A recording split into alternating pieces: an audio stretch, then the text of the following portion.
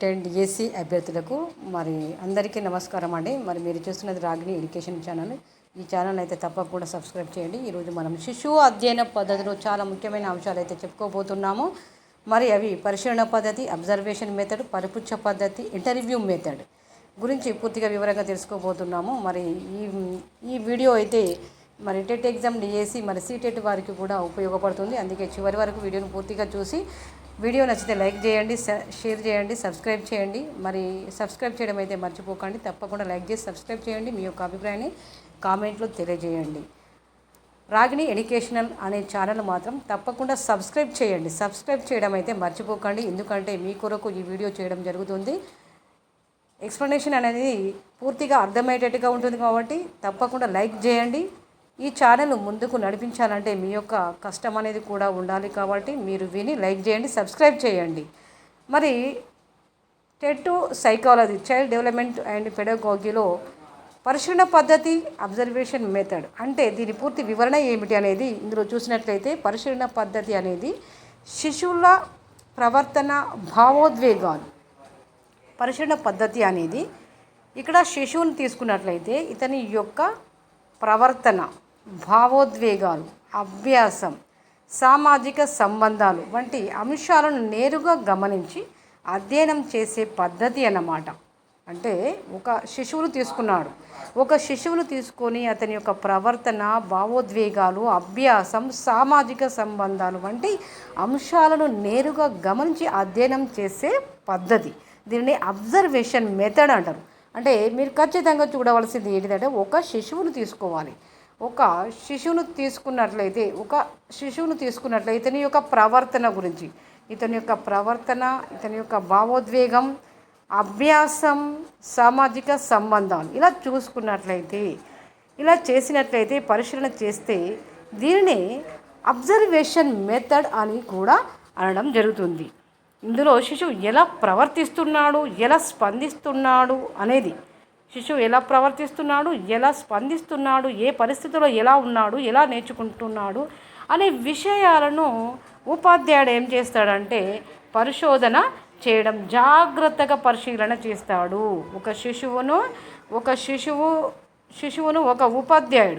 ఒక ఉపాధ్యాయుడు ఏం చేస్తాడంటే పరిశీలన చేస్తాడు, చదువుతున్నాడా లేదా మరి అతన్ని జాగ్రత్తగా పరిశీలించడం జరుగుతుంది. అతడు ఎలా ప్రవర్తిస్తున్నాడు, ఎలా స్పందన చేస్తున్నాడు, ఏ పరిస్థితులలో నేర్చుకుంటున్నాడు అనే విషయాలను గురించి ఉపాధ్యాయుడు జాగ్రత్తగా పరిశీలన చేస్తాడు. కాబట్టి దీనిని పరిశీలన పద్ధతి అని అంటారు.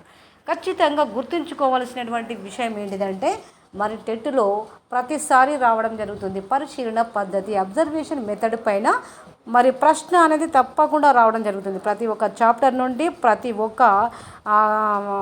అది గతంలో అడిగినటువంటి ప్రశ్న పత్రం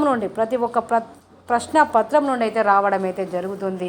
అబ్జర్వేషన్ మెథడ్ అయితే ఖచ్చితంగా దీనిలో నుండి అయితే పరిశీలన పద్ధతి గురించి ప్రశ్న అనేది రావడం జరుగుతుంది. కాబట్టి అభ్యర్థులు ముఖ్యంగా గమనించవలసిన విషయం ఏంటంటే ఎక్స్ప్లెనేషన్ అనేది ఖచ్చితంగా ఉండాలి. ఎందుకంటే దాని యొక్క పూర్తి వివరణ తెలిసినట్లయితేనే ఆన్సర్ మరి చేయగలుగుతారు. కాబట్టి తప్పకుండా వీడియోను పూర్తి వరకు వినండి, అర్థం చేసుకోండి, లైక్ చేయండి, సబ్స్క్రైబ్ చేయండి. పరిశీలన పద్ధతి యొక్క అర్థం, పరిశీలన అంటే ఒక వ్యక్తి యొక్క ప్రవర్తన, అతని యొక్క చర్యలను జాగ్రత్తగా గమనించడం అన్నమాట. పరిశీలన పద్ధతి యొక్క అర్థం ఏంటిది అంటే పరిశీలన అంటే ఉపాధ్యాయుడు ఏం చేస్తాడు, పరిశీలన చేయడం జరుగుతుంది కదా.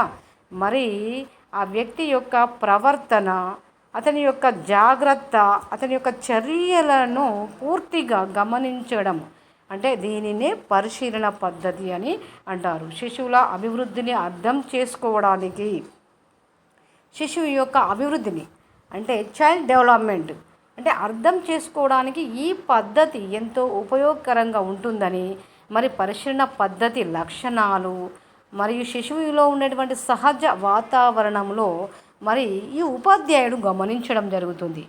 అంటే శిశువు యొక్క డెవలప్మెంట్ ఏ విధంగా ఉంటుంది, అంటే అతడు అర్థం అవుతుందా లేదా అనేది ఉపాధ్యాయుడు అతడు ఎలా ప్రవర్తిస్తున్నాడు, ఏ విధంగా స్పందన చేయడం జరుగుతుంది అనేది మంచి సహజ వాతావరణంలో శిశువునైతే మరి ఉపాధ్యాయుడు గమనించడం జరుగుతుంది. నేరుగా ప్రవర్తనను అధ్యయనం చేస్తారు.